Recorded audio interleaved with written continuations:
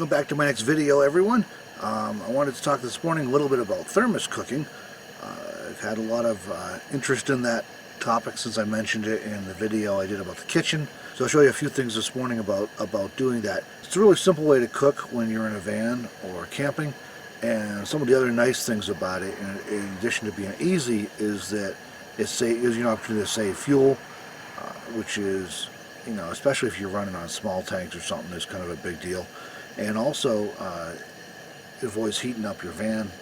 If it's a warm day, you can cook for the least amount of time possible, so rather than having the stove running for longer. So it's really handy. I use it a fair bit. The idea with thermos cooking is you can pretty much do nearly anything you would do in a slow cooker at home. You're just doing it without a powered slow cooker. You're doing it with a thermos.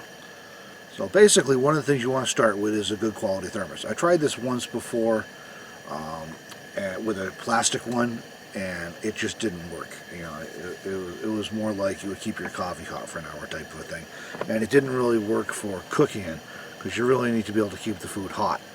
So you want to go with if you're going to do thermos cooking, you want to go with a stainless steel thermos. I went with this particular one. It's made by Thermos brand, and they call it a food jar, but it has a nice wide mouth. And the wide opening makes it a whole lot easier to get food in and out, but also to clean it. And on a related note about cleaning, the easiest way I found to do that is using a spray bottle. You can also use a bottle brush, but as long as you wash it out right quickly after you are done with it, it cleans up pretty easily. So ideally, I would show you, by the way, I got some water going now to get started with this, and I'd show you the water in the pot stove as I'm cooking, as well as talking to you, but this van is small enough that I can't get the camera far enough back away from me to film me and the counter at the same time. So either you get to see me talking to you, or you get to see like my knees and the counter, so we'll have to go back and forth on that. Okay, so one of the first things you do with thermos cooking after you have yourself a decent thermos is we need to preheat the thermos bottle. And to do that is very simple. You just boil up some water on the stove and then fill up the thermos jar with the hot water.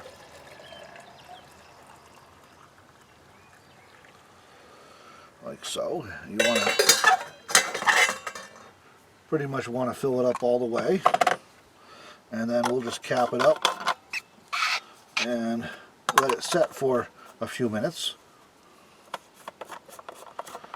So I usually go with about 5 minutes on that, letting it preheat. What that does, it's actually really important, because you want to cook, you need to keep the food as hot as possible while it's in the thermos. And by preheating it, you're getting, with that boiling water, you're getting everything good and hot in the thermos to start with. So when you put otherwise, if you start with your thermos at room temperature, or even cooler if it's been, you know, used in the morning like it is right now, what happens is that you lose some of the heat of the food you put in there and the water you put in there to cook with. You don't want to do that. You want to keep it as hot as possible. So preheating it like that for about 5 minutes solves that problem, and that's a big piece of getting the results you want when you're trying to cook in a few moments. Now, there are a number of things you can actually cook in a thermos. Two of the things I do most commonly are steel-cut oats. Steel-cut oats is a different product from the rolled oats, instant oatmeal that many of us are familiar with. The steel-cut oats are kind of the real deal, and they're harder to cook if you have to cook them on a stove. They can take like 40 minutes or something, and you have to stand there and pay attention to them. So I'm just not going to use 40 minutes worth of fuel to cook oats in a van. But the steel-cut oats have more flavor and more nutrition, and I know by my experience they stick to your ribs, as we used to say, but they don't leave you hungry an hour later, like at least for me, the cheaper rolled oats do. So I go with steel-cut oats, but I just don't want to spend 40 minutes cooking them. It's really easy in the thermos, so I'll show you that in a little bit here. Another thing I do a lot in the thermos is quinoa. You can do rice in the thermos as well. I prefer quinoa because it good nutrition and a lower glycemic index, which, you know, for those of us middle-aged people, can be a good thing. So I prefer that. Quinoa I actually will cook on a stove if I have to. It takes about 20 minutes. It's not bad at all. But with the thermos cooking, again, it's just super simple. You just throw it in here and, you know, and it does this thing, and it's just really easy. I also use it for vegetables and things. It's great if you do soups. I've done pasta in it. So pretty much, you know, anything you can cook, that you could cook in a slow cooker, that you can do, that you can cook in water or in liquid of some sort, you can pretty much do in a thermos. So really handy and a great tool to add to your van dwelling arsenal. So this water has been in here ready long enough now to preheat the thermos, so we'll go ahead and I'll show you the next step I do. Now, because I'm a van dweller, I don't like wasting water, so that I don't dump this preheated water out, nor do I like wasting energy, so I do one of two things with it. Most commonly, if I'm making something in the morning, like right now, I'm going to be making coffee anyway, so what I'm going to do with this is I set up my coffee pot with my Melita pour-over coffee brewer basket all ready to go, and I take this water, which is still steaming, literally steaming, when I take the lid off, and I'll just pour this in here and use this to make my coffee with this morning. That way it's not getting wasted.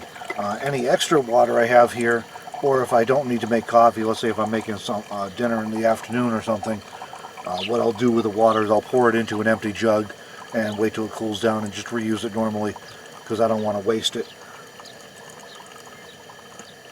Meanwhile, I also have this pot reheating. It's almost up to a boil.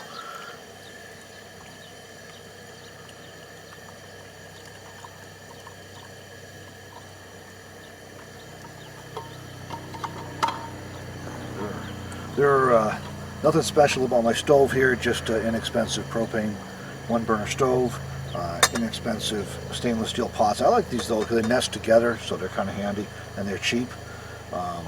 This thermos, there are a few brands on the market. You just want a decent one that's stainless steel, and of course my pour-over coffee brewer I'm kind of impressed with. I'll put links to all these things in the description down below in case you want to check them out or learn more about them. And as soon as we're done with the coffee here, it's just about done. As soon as that's done, I'll get some steel cut oats going for breakfast. So we'll go ahead and get the thermos ready. I've already dumped the water out of here into my coffee. So I have some steel cut oats here that I'm going to use to make up breakfast this morning. And the ratio you want to use on this is about 1 part steel cut oats to about 3 or 3.5 parts water. I go with 3 parts personally, but that's kind of a preference thing for how the consistency you want your oats to come out at.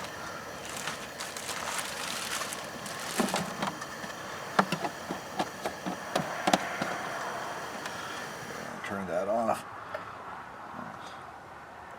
What I find, one of the things to keep in mind when you're doing this is that a lot of foods like steel cut oats and pasta and rice and things are going to expand in size, so make sure you keep that in mind when you're deciding how much you want to put in the thermos. I find for myself, for example, a 1/4 cup dry of steel cut oats expands to a volume that's a pretty good breakfast for me. I'll do a 1/2 to 3/4 of a cup if I'm making breakfast for 2 people. And then so you put it in there. This is 3 parts water and 1 part steel cut oats in here, and you just give it a shake a bit. And from my understanding, you work out better if you lay it down on its side to cook. And you may pick it up a few times, give it a little shake. The steel cut oats here, I'm going to put right there. They take about 40 minutes to cook. So really simple, not much to it. You just dump them in there, and so like I said, that's a real basic ratio, about 3 parts water to 1 part oats. You can do something similar with quinoa. Quinoa, you're going to do 1 part quinoa and 2 parts water, roughly. Again, you can adjust it a little to your preferences if you want. Quinoa takes about 45 minutes to cook in the thermos, so a little longer than it might in the on the stovetop, but still pretty simple. You can do pasta in the thermos, same kind of thing. You put in your pasta and water to cover it, Cook it for about 10 minutes. You do need to make sure with that, again, it expands, and you make sure you got enough water that you actually can burn the pasta in there in the hot thermos. You can use it as a way to pre-soak black beans as well. So in the description, I'll throw in a couple links to some sites that have more recipes and more details on thermos cooking, some of the resources I used when I was getting started with it. But overall, it's fun, it's simple. It takes a little bit of planning, I guess, you know. And the great thing, by the way, with speaking of planning, you know, you can do up your oats, for example, the night before, if you have a good quality thermos, and they'll still be hot in the morning for you for breakfast. So you don't, you know, you can eat as soon as you get up if you want to do that. But otherwise, you know, it takes like 40 minutes with some water to make your steel cut oats, or it takes, you know, 45 minutes to make your quinoa. So it's not bad as long as you plan ahead just a little bit. But the benefit is it saves you fuel, and it saves you heating up your van with a stove. Maybe of course, heating up is probably less of an issue in the wintertime when you're trying to, if you're somewhere cold and you want some heat. But then, of course, you have to crack your window for ventilation, you know, so you don't get carbon monoxide poisoning and all that stuff. So all things considered, it's a pretty efficient way of cooking when you're in a small space. Thermos cooking is actually very similar to another approach. I think they call it hay box cooking or something, where you have a pot that's surrounded by a giant pillow. I had a chance to get one of those last year, and there was just no room in the vehicle for it, you know. And that would be the same thing now. I still don't have room for it. If you have space, that might be something you can think about too. You don't constrain to the thermos. You can use a pot more like what I was using this morning, and it just sets into the middle of this giant pillow. So that could be an option for you. You can make your own setup too if you wanted. If you didn't want to spend any money, or you just wanted to tailor something to your needs, it would be the same effect as the thermos. Basically, in either case, it's very similar to using a conventional slow cooker at home. It's just that you're not plugging this in, so you're getting it good and hot to start with, and then providing some good insulation around it, so that it continues to cook after you put the water in. That's basically the idea of it. So the water or liquid, it's great for doing soups or things like that. I have found if you're trying to do foods like potatoes that are going to be a little tougher to cook, what happens if you just dump the potatoes in with some hot water? In my experience, they don't cook very good. What works better is if you start the potatoes boiling in the water, get them good and hot so they're starting to cook, and then dump the hot water and the potatoes into the thermos. Otherwise, you're dumping in cold food in with hot water, and you lose some of that heat because of the cold food that's in there, and it just doesn't cook as well. They'll be partly cooked. You also can use like the thermos cooking to pre-soak your beans overnight if you want to use dry beans, which I do sometimes. So it's a really versatile tool, and like I said, I'll throw some links in the description for where you can learn more about it, because I'm not really an expert on it. It's something I'm learning and experimenting with and having some fun with, but I've done it enough to know it works, and enough to know that I can definitely recommend it. So check in the description for if you want to learn more about this. You can tell as you're cooking these, once you do it a few times, you're going to give them a shake once in a while as they're cooking, and as they cook, whether it's oats or quinoa or whatever, you'll notice the consistency changing in the thermos, and you'll see it changes how it's less slosh and more sluggish. So after you do it a few times, you'll get a hang of exactly where you want it to be at. You can tell if it's done just by how it feels when it sloshes.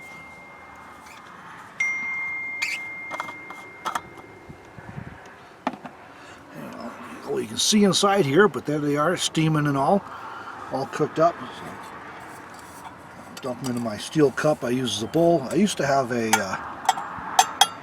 fancy plastic bowl that was insulated, had a lid, but I had a friend who was coveting it, so I passed it on.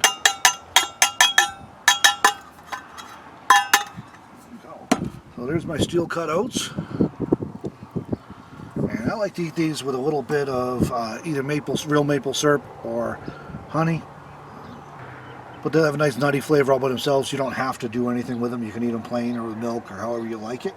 And again, you can make them, if you want a slightly thinner consistency, just use a little more water or a shorter cooking time. The bowls, I went with a wide mouth jar because it'll be easier to clean, and it does clean up pretty good. Put a little hot water in, swish it around, and use a bottle brush to scrape out anything that needs to be cleaned out a little more. I'm going to do a quick mini tour too of the van with the kitchen setup. I had somebody who was asking if I'd made some changes to accommodate the kitchen counter, and I did. I didn't think about it, I guess, when I was doing that video because it was a series of slow improvements. But here's how it looks now. Basically, this thing just sits along the passenger side, all along in the back here, about 4 feet. I used to have at the end a 3-drawer plastic unit. You may remember that from our previous videos.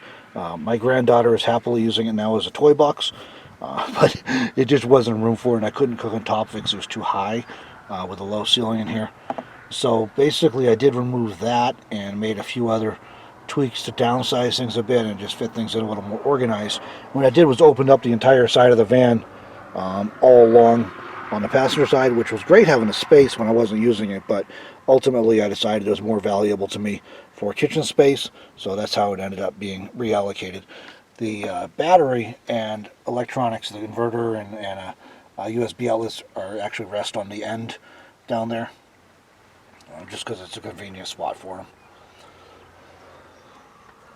And I also set some spice racks up.